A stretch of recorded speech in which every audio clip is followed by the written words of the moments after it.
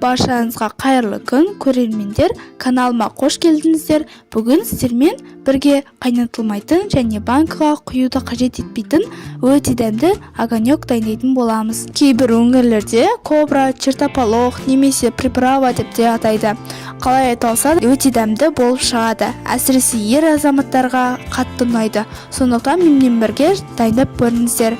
Бізге қажетті заттар 6,5 кг қызанақ және де болгар бұрышы, мейлінше қызыл түрін алыңыздар. Укроп, чеснок, ас тұзы, аспирин таблеткасы қажет болады. Осылай барлығын жуып тазалап дайындап аламыз. Огонекті дайындау үшін бізге қызанақ керек болады. Бұл жерде 6,5 кг қызанақтың барынша етті, толықтай піскені жақсы.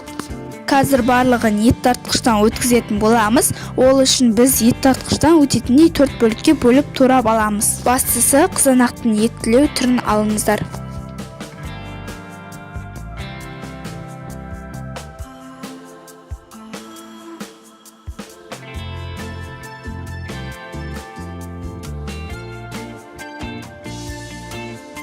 Көріп тұрғандарыңыздай менің қызанағым етті. Сол себепті қоюлау болып шықты. Келесі кезде болгар бұрышын өткіземіз.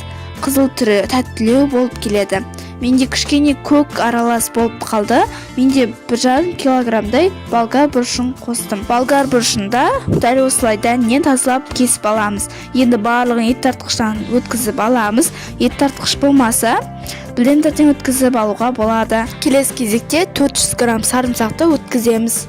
Укропты да тураймыз, ащы бұрышты да өткіземіз. Бәрі дайын. Енді қызанақтың үстіне болгар бұрышын қосамыз, одан кейін чеснокты да қосамыз, укропты да қосамыз. Кинзаны қосуға болады. Мен укроп қостым. Ұнатпасаңыз, мүлдем аскөкті қоспауға да болады. Дәміне қарай 2,5 ас қасық тұз қостым. Сіздер де дәміне қарай көріңіздер. Аздау болса, тағы бір ас қасық қосып жіберіңіздер. Барлығын біркелкі болғанша араластырамыз. Тағы да айтатын нәрсе, егер ащы ұнатпасаңыз, ащы қызыл бұрыштан дәміне қарай 2-3 данасын қосуға болады.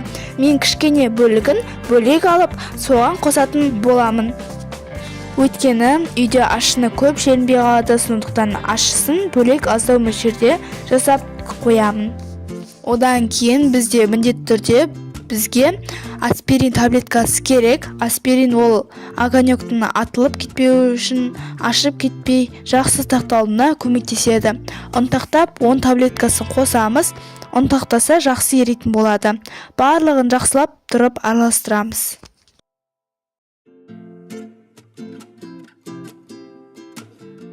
Осымен біздің огонегіміз дайын. Енді бөлек тысқа кішкене бөлігін құйып алып, оған ащы бұрыш салып, әбден араластырамыз. Бұл огонектің ащысы, бұл да дайын. Пластик баклажкаларға құймас бұрын бетін марлемен жауып, бір түнге қоямыз. Салқындап жүрге қойыңыздар, сонда біздің огонегіміз ішіне қосқан тұзымыз, аспирин барлығын жақсылап тұрып ериді. Және де бір көтеріліп кішкене көпіреді. Бір түн тұрды, жақсылап барлығын араластырып аламыз. Дәмін көрсеңіздер болады. Тұзы аздау болса қоссаңыздар болады. Енді дайын болған огонекті баклажкаға құйып шығамыз. Пластик баклажкаларды жылы сумен 3-4 рет жуып шайып аламыз. Үйдегі таза баклажкаларды қолдансаңыздар болады. Дайын болған огонекті құйып шығамыз.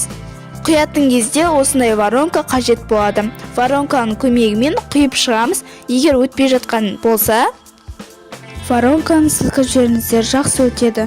Осылайша барлығын құйып шығамыз. Менде жалпы 8 литрден аса огонек шықты. Енді бұны біз тоңазытқышқа немесе банка сақтайтын бөлмеге сақтасаңыздар болады. Қатты ыстық жерде сақтамағандарыңыз дұрыс. Осылайша ұзақ уақыт сақтауға болады. Атылмайды, ашымайды, сондықтан жасап көріңіздер. Қайнатылмаса да өте дәмді әрі ерекше болып шығады.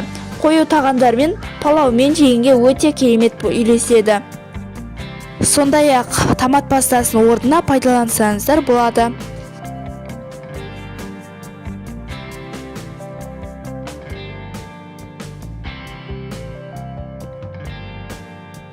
Сіздер қалай жасайсыздар? Өздеріңіздің тәжірибелеріңізбен бөлісіп кетіңіздер. Видео ұнаса лайк басып, комментарий қалдырып, арнама тіркелуді ұмытпаңыздар.